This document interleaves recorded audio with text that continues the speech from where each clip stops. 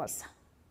Como hay gente que quiere protestar, hay también mucha gente que quiere trabajar, que quiere salir adelante. Ese nudo, presidente? ¿A usted no le toca destrabar ese nudo? Es decir, bueno, empecemos a trabajar, se acabó el paro, con una negociación que incluso vaya más allá de las compensaciones con el diálogo. ¿Por qué no, presidente? Porque en ese momento estamos nosotros mismos atentando contra la democracia. Nosotros resistiremos también. ¿Cómo? De la misma forma que ellos resisten. Bueno, en este punto y cuando ya hay un fallecido, yo creo que lo mejor es sentarse a calmar los ánimos y a conversar, pero desde la apertura al diálogo, la apertura a llegar a acuerdos y no desde las posturas. Pero bueno, mientras la paralización continúa, la violencia sigue escalando, las pérdidas también ya se empiezan a contabilizar. Alejandro Martínez, presidente de Expoflores, nos acompaña esta mañana. Alejandro, buenos días y bienvenido. Janet, gracias por la invitación. Efectivamente, el paro en sí ya le ha significado al sector cerca de 7 millones de dólares en pérdidas y también le ha causado otros problemas, ¿no? Es decir, todavía no vemos problemas tan serios como los logísticos aéreos, pero evidentemente vamos a tener problemas de logística aérea. Y obviamente lo que estamos viendo con mucha pena es que la gente sigue siendo la más vulnerable de todo esto. En el 2019, en el 2022, era la misma fórmula, que era básicamente atacar a las fincas, sacar a la gente, llevarla obligadamente a las paralizaciones, o ir a las comunidades de arriba y obligarles, de tal manera que si no lo hacían, les cortan el agua o básicamente cortan el acceso a sus casas. Es decir, hay mucha manera de presionarles para llevarles a esto. Es triste ver esa parte, las pérdidas económicas son importantes sin duda, pero yo creo que lo más grave es que aquel ecuatoriano que quiere salir adelante, que quiere trabajar, que quiere básicamente sustento para su familia, pues se ve obligado a hacerlo. ¿Qué es lo que dicen los trabajadores de las fincas? Que los vimos la semana anterior, fin de semana, justamente presionados por ciertos grupos que están en la protesta y que están aplicando formas violentas de protestar. A ver, nosotros entrevistamos y estamos todo el tiempo con los trabajadores, no solamente con las fincas como empresas, sino con los trabajadores, y vemos que ellos ven un sector indígena este rato muy dividido, muy fraccionado.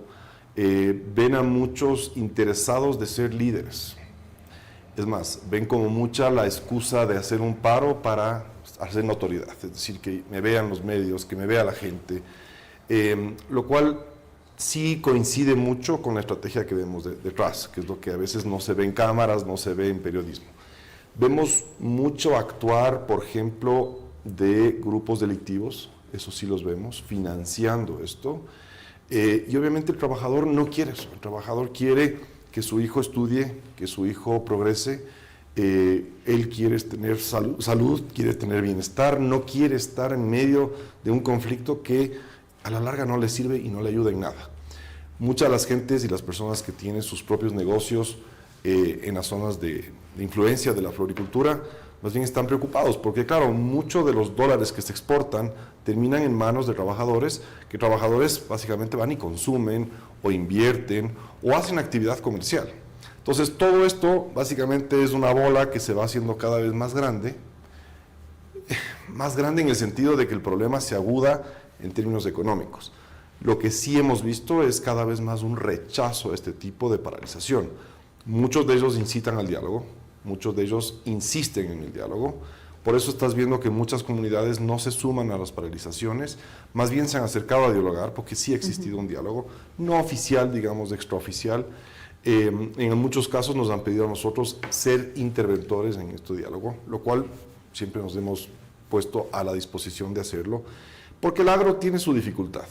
El agro ve la dificultad no de que se levante el subsidio, el agro ve la dificultad de acceder a mercados, de acceder a semillas, de acceder a tecnología, de acceder a capacitación. Eso es la dificultad que ven en el fondo. No necesariamente es lo que los liderazgos de estas comunidades indígenas velan, yo creo que velan mucho a su parecer e interés personal.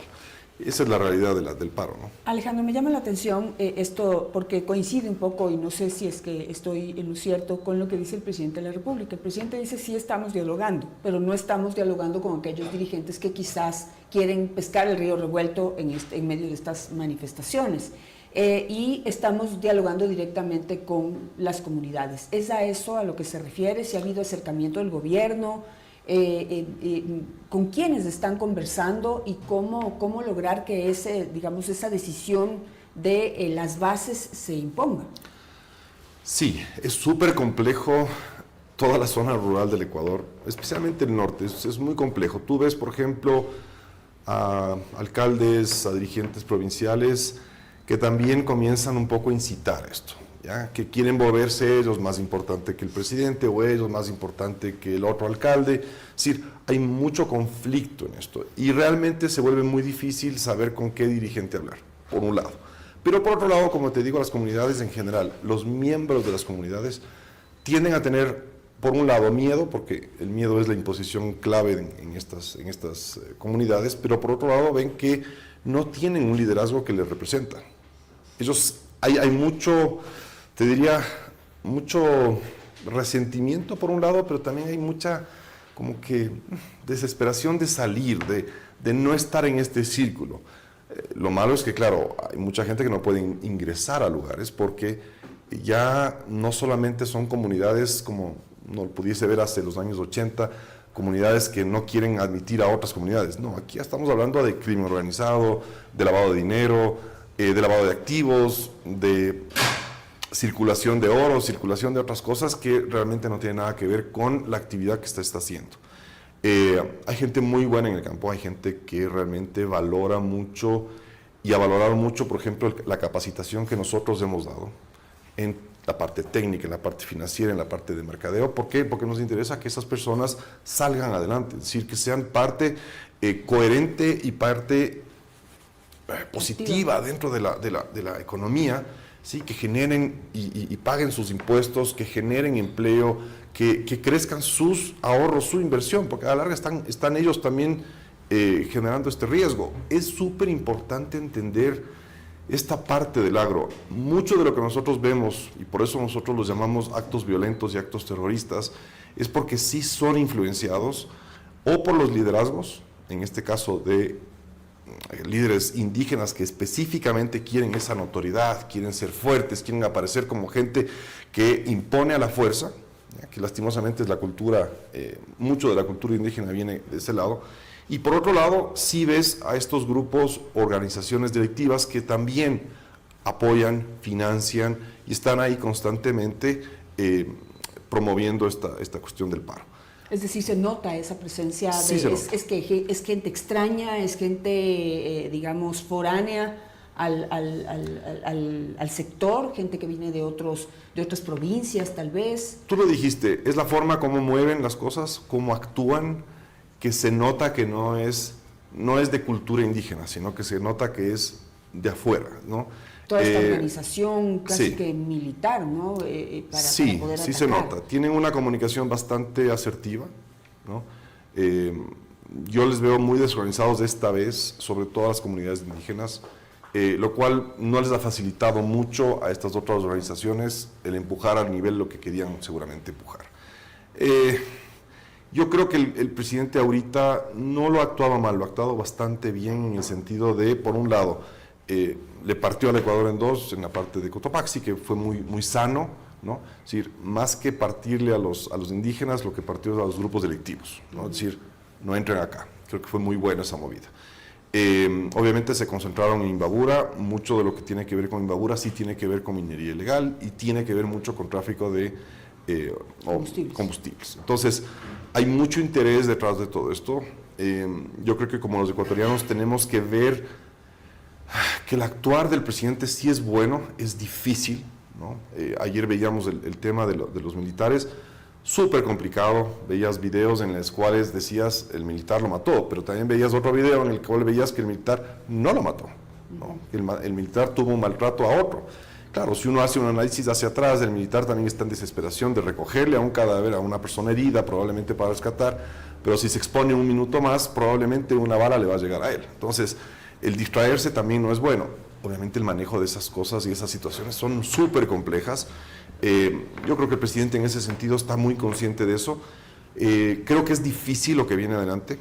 Creo que vienen yo te diría unos 2-3 días muy complicados en los cuales el gobierno va a buscar que se quiebre mucho de lo que está dentro pasando y que aquellos que quieren seguir dialogando y seguir construyendo se acojan al diálogo. Y aquellos que no, pues se queden solos. ¿Cuánto tiempo se podrá aguantar? Porque digamos, esto ya, este proceso ya lo hemos vivido y finalmente empiezan a alargarse aunque este paro es diferente porque está concentrado en el norte, pero de todas formas la cosa se puede alargar. ¿Cuánto podrá aguantar el sector industrial, las flores en particular? A ver, las flores tienen una afectación ahorita básicamente en un 10, un 8% de la producción real. Es duro lo que le está pasando. Hay fincas de Cotacachi que no han sacado flor desde hace 7 días y no han metido insumos desde hace 7 días, lo cual es muy complicado. Hay fincas más al norte, en el Carchi, que con suerte a veces han podido hacer viajes, por ejemplo, a través de Colombia, Lago Agrio, Baeza, son viajes de 15 horas, 16 horas, que obviamente no es que dice, llegó, ¿no? Sino que llegan y ahí tienen que hacer otras 16 horas de regreso, lo que quiere decir que pierden un día total de logística. Súper complicado de manejar. Es súper difícil entender que ellos pueden resistir mucho más. Es decir, no creo que 2, 3 días más es un número, no creo que una semana o 2 semanas más es un número. Yo creo que es un tema de principios. Ahorita me parece bien que el gobierno sí asiente un poco más la fuerza en el sentido de que va a respetar los derechos, pero no va a dejar ya y respetar el derecho del resto. Porque obviamente el derecho a la protesta lo tienes, pero mientras tú no invadas el derecho de otro, que es el trabajo y la circulación. Claro, el corta las calles, el paso, y sobre todo el sacar a trabajadores de las fincas, es también parte de una violencia que tiene que ser rechazada. Sí, imagínate, esta vez no fue así, pero en el paro pasado, pues les cogían a palos, ¿no? Es decir, les metía como si fueran ganado dentro de los camiones para llevarles. Eso no ha pasado esta vez, básicamente han sido personas violentas que van armadas, obviamente están golpeando las puertas, el guardia no les va a impedir el acceso, o sea, no va a exponerse a que lo disparen, y obviamente lo primero que hacen es quitar los celulares a todos los trabajadores, no sé si necesariamente los devuelvan, pero les quitan a todos y les obligan a caminar hasta ir al paro. Entonces, es gente que no quiere acogerse al paro, obviamente, es gente que le ve y lo entiende que el problema de fondo del Ecuador es que seguimos dialogando de los mismos, o sea, de lo que los grupitos que quieren hacerse de los negocios simples, de los negocios rápidos, de los negocios turbios, quieren seguir mandando el país, y eso no va. Pero entonces el sector industrial o el sector de las flores en particular, que es el que usted representa, ¿estará dispuesto a seguir aguantando el tiempo que dure esto? No podemos decir que vamos a estar dispuestos o no. Lo que te digo es, nosotros no somos ni Policía Nacional, no somos ejército, no somos autoridades, somos empresas. Nuestro principal rol es velar por la seguridad de la empresa y sus trabajadores y las personas que están alrededor de la misma. Y obviamente entender que para poder tener la mayor seguridad posible tenemos que contar con el Estado. Entonces, el Estado tiene que estar presente. Por ahora el Estado está avanzando, yo no creo que el Estado está retrocediendo, a diferencia del año 2022, en que yo veía que el Estado básicamente cedía y cada vez se acercaba más a cada una de las fincas. Hoy día no, hoy día veo que el Estado lo que está haciendo es cerrando las puertas, pero creo que lo interesante y lo inteligente que están haciendo es que están dialogando con las comunidades de verdad, o sea, con la parte base de toda esta realidad. ¿Qué posibilidades ve usted de que esta vez esta estrategia sí funcione? Yo creo que sí va a funcionar. Yo creo que veo a la ciudadanía, por ejemplo, de Ibarra, hemos visto la misma Otavalo, que rechazan también todo esto, ¿no? Violencia, que corten el agua potable de Ibarra, ¿no? Es decir, ya son acciones en que comienzan a afectar tanto a la sociedad que la gente ya no solamente le genera el repudio y el rechazo, sino que también ya salen a hacer una marcha blanca, pacífica, ya como diciendo, o sea, el negocio turbio de ustedes se acabó, ¿no? Es decir, yo no apoyo eso. Yo puedo apoyar el derecho a protestar un principio, un valor, algo que realmente me identifica. Pero ya vemos que por un lado, el subsidio al diésel, el subsidio a la gasolina nos ha costado como ecuatorianos una fortuna. No nos ha producido absolutamente nada, porque no nos ha producido nada más que gastar plata. La otra cosa que nos ha producido eso es generar estos grupos de interés de conflictos para poder contrabandear combustible o cualquier otra cosa. Pero más allá de eso, el indigenado, la persona que es pobre en el Ecuador, ¿ha salido de la pobreza gracias al subsidio? No, eso no ha sucedido. Entonces, creo que es súper importante entender a la gente hoy día que quiere ver un cambio real en el Ecuador, más que un cambio que mañana los vaya a salvar, es un cambio que por lo menos le dé una esperanza de que si yo sigo trabajando o invierto o tomo el riesgo de estudiar, pasar a hacer una inversión, lo que sea, voy a tener un resultado positivo. Yo sí veo eso en la gente. Es súper difícil manejar redes sociales porque yo veo en las redes que hay mucha confusión, pero bueno, eso es parte de lo que son las redes sociales, pero en general le veo a la gente que le está apoyando al presidente, quiere que el presidente salga bien en esto y quiere sobre todo que este paro termine ya. No le veo a la gente de Otavalo apoyando ya mucho más. Es más, no hemos escuchado noticias de Otavalo en 3 días, ¿no? Que es interesante. Hemos concentrado toda la comunicación en Cotacachi y algo en Ibarra. Entonces, sí veo que esto se está bajando. Yo no creo que el presidente le dé mucho más de espacio ya al conflicto, porque ya se volvió conflicto, también es otra cosa. Y yo no creo que dure mucho más. Ahora, yendo al tema del subsidio, le escuchaba esta mañana a un dirigente del transporte pesado decir que pues finalmente a ellos sí les impacta el incremento, es decir, $1 por galón de diésel puede estar entre 30, 40, 50 dólares por tanqueada, ¿no es cierto? Y que eso van a tener que trasladarlo a sus clientes, es decir, en este caso a ustedes, a los industriales. ¿Qué opinan? Porque, bueno, hablan de, hay un apoyo, un aporte, una contribución por parte del gobierno, pero solo por 6 meses. Ya les cambiaron, ya no es de 8, sino 6 meses. A ver, hicimos el cálculo. Primero hicimos el cálculo, que es lo primero que había que hacer. El cálculo real es que el costo incremental de quitar el subsidio al transporte es 1.1%.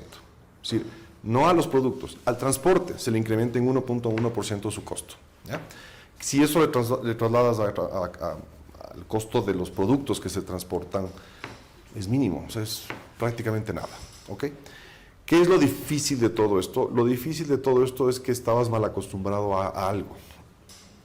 En general los subsidios no son positivos, nuestra posición siempre ha sido la misma, no es una posición reciente del sector floricultor, siempre ha sido una posición de decir, los subsidios tienen que tener un propósito y una temporalidad, porque de lo contrario estamos trabajando con costos que no son reales, estamos proyectando con cosas que no van a necesariamente sostenerse en el tiempo, y segundo, ¿a quién le hace bien el subsidio? Porque de la pobreza no se ha salido, de lo otro tampoco. Y alguien me hizo una pregunta muy similar a la tuya y yo le di una respuesta muy clara. Hace 1 semana, 2 semanas, si tú cotizabas el transportar un contenedor de 20 pies de Quito a Guayaquil, que son 390 kilómetros, y de bajada, ¿ya? Con un diésel de 1.03, te salía más o menos la cotización en 920, 970 dólares, ¿ya? De Trujillo a Lima, que es casi 3 veces la distancia, con diésel de 2.74, si no estoy equivocado, salía 420. Entonces, la respuesta a eso es por causa del diésel? No, definitivamente no es por causa del diésel, es otras causas.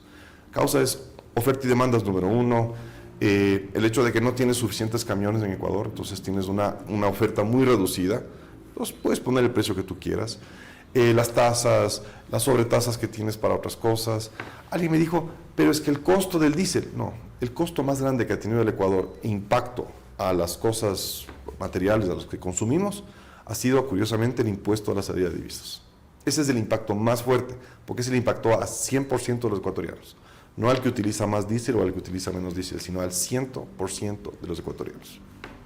Entonces, digamos que para poder compensar ese costo, ese incremento que tienen en el costo del combustible, se debería trabajar en el diálogo para ver si es que se puede mejorar o reducir otro tipo de costos. Por ejemplo, reducir aranceles de importación de vehículos o de repuestos. Los transportistas mismos estaban sugiriendo enfocar esos esos dineros básicamente a seguridad, por ejemplo, seguridad vial. ¿Por qué? Porque si uno va al campo nuevamente, ¿no? O sea, fuera de las ciudades, uno ve que los camiones sí, o sea, transportan el material que nosotros consumimos felizmente en los supermercados. Lo que no sabemos es que ese camionero probablemente tiene un fajo de $500 y tiene que estar pagando peaje, ¿no? Peaje no a la carretera, sino al que se le para enfrente.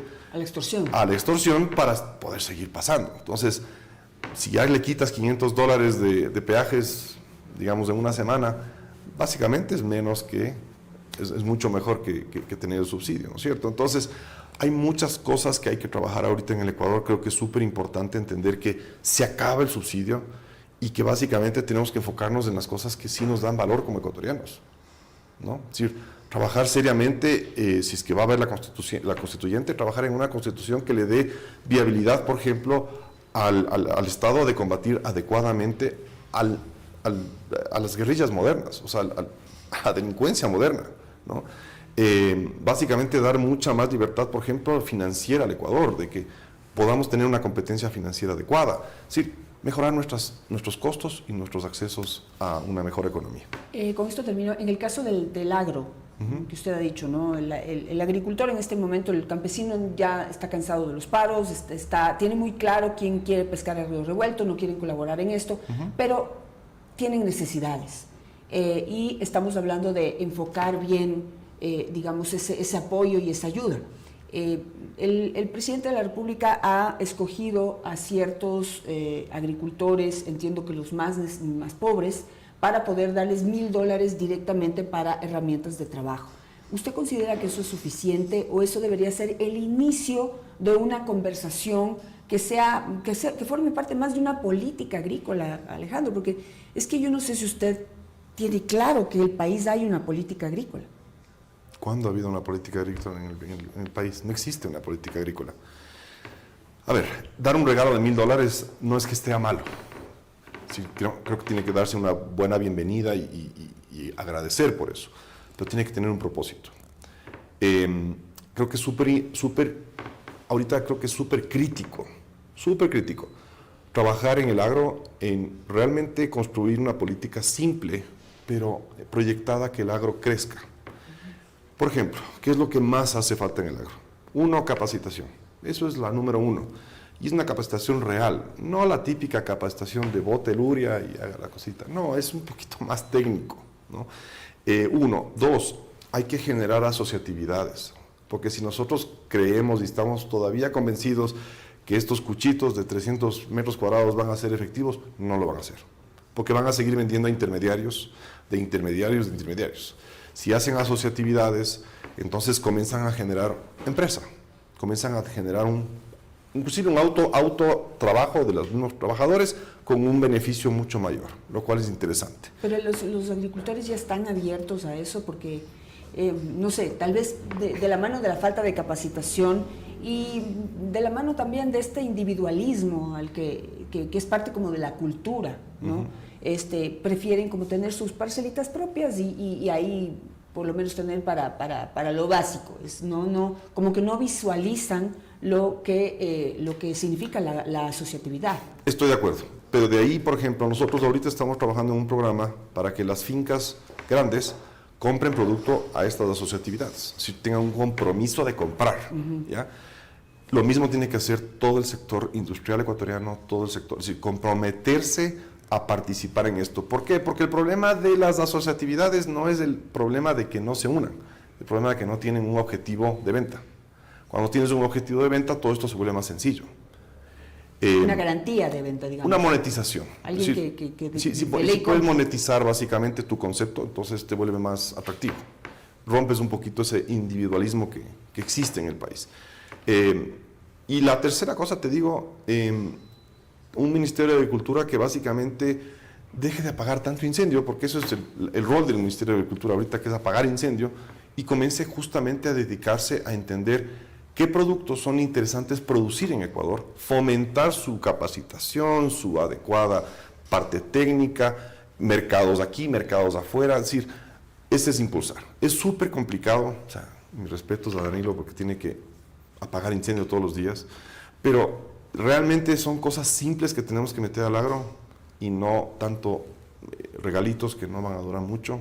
Son ayudas, sin duda, pero no van a durar mucho. ¿Y cómo convencer a la gente que esto digamos, hay esta teoría de que si es que, porque para hacer una asociatividad tienen que todos producir lo mismo, dejar de producir lo que estén produciendo y todos producir lo mismo para poder venderle a su cliente al nivel que el cliente necesita? Pero tienen esta teoría de que si producen un solo producto acaban con la tierra. Bueno, ahí ya vienen cosas culturales. O sea, sí hay que capacitar. Yo creo que es importante capacitar al mismo tiempo que comprometer, por ejemplo, a la industria nacional a generar estas compras, o sea, a fomentar estos tipos de contratos un poco más de largo plazo, es decir, compromisos de mediano y largo plazo, porque eso va a dar las dos herramientas básicas para que la gente, el agricultor simple, se lance a hacerlo. Coja un crédito de $3,000, $5,000, cambie su cultivo, ponga, no sé, frutilla y comienza a producir frutilla igual que el resto, pero en calidad óptima, calidad exportable. El Ecuador tiene una buena capacidad de exportar, pero son productos de estrella que tienen que exportar, no productos de cualquier capacidad, sino estrella. Claro, tienen que estar posicionados. Una última pregunta, ¿y el crédito? Digamos que siempre constituye un problema y Banecuador, no sé, se convierte también una institución de dádivas, ¿no? O sea, regala dinero que después no puede cobrar, pero no hace como todo este plan de inversión, por ejemplo, en el agro. Sí, pero dos cosas, ¿no? O sea, la mayoría de los créditos en Ecuador están estructurados para servicios, no para agricultura. La agricultura necesita créditos de 20 años, 21 años, 15 años, tasas muy bajas, es como un crédito hipotecario más o menos. Depende mucho del cultivo, pero generalmente si es que tú vas a tener quien te compre, el crédito está fácil, porque es un crédito básicamente que tiene una especie de garantía vinculada a la misma venta. Entonces, realmente todo arranca en este compromiso. Yo te digo, yo creo que es súper importante que los industriales, o sea, aquella empresa mediana y grande que este rato ya se consolida, sí entre a un compromiso de hacer las cosas bien hechas. Porque si no, vamos a terminar en lo mismo. El Ecuador tiene una capacidad enorme de hacer las cosas, o como alguien decía, granero de Sudamérica. No somos un granero de Sudamérica, somos un país de nichos. Lo que tenemos que hacer es ser expertos en nichos. No importa si es que estás hablando de una finca de 600 hectáreas o una finca de media hectárea, pero tiene que producir nichos. Y no es el hecho de coger y producir y mágicamente mañana se vende. No, hay que estructurar las dos cosas, que es la parte técnica y la parte comercial. Me quedo con eso. Muchísimas gracias, Alejandro. Y veamos qué es lo que sucede. Hoy estamos todos a la expectativa, realmente lamentando ya la muerte de una persona, de un comunero, un hecho que está en este momento en investigación para saber qué fue lo que realmente pasó. Merece esta investigación, además que sea técnica, sea rápida, sea puntual, sea acertada, sobre todo cuando, bueno, pues se está diciendo en principio que los militares fueron los autores de esa muerte, pero estamos hablando, y con mi invitado lo he conversado también, de que hay grupos de delincuencia organizada infiltrados, y eso pues merece una investigación a fondo para poder conocer y saber la verdad. Carla. Así es.